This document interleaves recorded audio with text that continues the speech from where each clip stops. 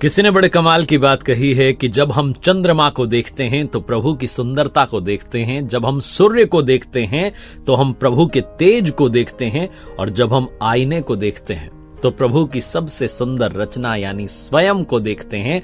अपने ऊपर विश्वास करना शुरू कीजिए। नमस्ते, मैं हूं आरजे कार्तिक। पुराने जमाने की कहानी है। किसान डंडे पर 2 घड़ों को लटका करके सुबह सुबह तालाब के पास जाता था, वहां से पानी भर करके लाता था अपनी झोपड़ी तक। ये उसका डेली रूटीन था। और उसके जो 2 घड़े थे बड़े पुराने हो चुके थे। उसमें से एक घड़ा जो था वो फूट चुका था, उसमें से पानी रिसने लगता था। और किसान जब तक घर पर पहुंचता था तो 2 घड़े पानी की जगह सिर्फ 1.5 घड़ा पानी पहुंचता था। जो सही घड़ा था उसे इस बात का घमंड था कि जो मुझे कार्य दिया गया है मैं 100% काम पूरा करता हूं।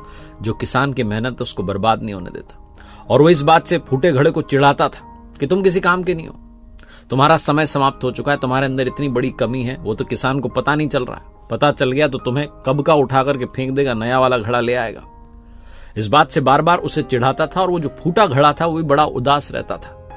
वो सोचा करता था कि बेचारा किसान जो इतनी मेहनत कर रहा है, उसकी मेहनत व्यर्थ हो जाती है, मैं पूरा पानी भी घर तक नहीं पहुंचा पाता, किस काम का हूं। एक दिन उससे रहा नहीं गया। उसने सोचा कि किसान से बात करनी चाहिए, किसान को बताना चाहिए कि मुझ में इतनी बड़ी कमी है, मुझे हटा दो, किसी और को ले आओ। तो उसने कह दिया कि मालिक, आप इतनी मेहनत कर रहे हैं लेकिन व्यर्थ हो जा रही है। आप 2 घड़ा पानी भर करके लाना चाहते हैं तालाब से सुबह सुबह, लेकिन मैं फूट चुका हूं, मुझ में से पानी रिसने लगा है। आप 2 घड़े की जगह घर पर सिर्फ 1.5 घड़ा पानी ही ले जाते हैं। और अब समय आ गया मालिक कि मुझे आप छोड़ दें, मेरी जगह किसी और नए घड़े को ले आए। आपसे दूर होकर के बुरा तो लगेगा, लेकिन समय आ गया तो आ गया। किसान ने कहा, अरे सुनो, उदास नहीं होते, मन छोटा नहीं करते। कल सुबह जब हम फिर से आएंगे तो वापसी में सुंदर सुंदर फूल दिखेंगे, उन्हें देखना। अगली सुबह वही रूटीन किसान ने फॉलो किया। जब वो गया, वही डंडे पर दोनों तरफ घड़े लटका करके तालाब में से पानी भर के लाया, तो जो फूटा घड़ा था उसने देखा कि सुंदर सुंदर फूल जो है रास्ते में थे। उसका मन थोड़ी देर के लिए प्रसन्न हुआ, उदासी थोड़ी दूर हुई। जब झोपड़ी में आए, किसान ने आकर के वो दोनों घड़े रखे तो फूटे घड़े से पूछा कि बताओ कैसा लगा आज, थोड़ा मन ठीक है? उसने कहा, हाँ, रास्ते में तो बड़ा अच्छा लगा, मन प्रसन्न हुआ, सुंदर सुंदर फूल देखने को मिले, लेकिन फिर से उदास हो गया हूं। आप पूरा घड़ा भरकर लाए थे, आधा ही घड़ा पानी रह गया। आपकी मेहनत फिर से 1.5 हो गई, 2 नहीं रह पाई। किसान ने कहा, अरे तुम भूल गए, तुमने शायद ध्यान नहीं दिया, जो सुंदर फूल थे वो तुम्हारी ही तरफ थे। दूसरी तरफ जो सही घड़ा है उस तरफ कोई फूल नहीं थे, सिर्फ तुम्हारी तरफ थे। पता है क्यों?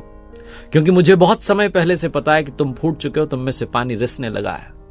तो मैंने क्या किया, मैं बाजार गया, वहां से बीज लाया, और पूरे रास्ते में, जब हम तालाब से झोपड़ी तक आते हैं, घर तक आते हैं, पूरे रास्ते में उन बीज जो थे उनको बो दिया। और तुम में से पानी रिसता चला गया। तुम रोज उन बीजों को सींचते रहे, पौधे बन गए, सुंदर सुंदर फूल आ गए। रंग बिरंगे फूल से वो पूरा रास्ता सज गया है। किसकी वजह से? सिर्फ तुम्हारी वजह से। मुझे तुम्हारी कमी पता थी, लेकिन मैंने उस कमी को ताकत बना दिया। कहानी उस फूटे घड़े की नहीं है, कहानी आपकी और हमारी है। इस दुनिया में कोई सर्वगुण संपन्न नहीं होता, कमियां सब में होती हैं। लेकिन अपनी कमियों पर काम करना शुरू कीजिए, उसे ताकत बना लीजिए। जैसे हैं खुद को स्वीकारना शुरू कीजिए। अगर कमी है भी तो उसे स्वीकार कर आगे बढ़िए और अपने जीवन को सुधारने पर ध्यान लगाइए।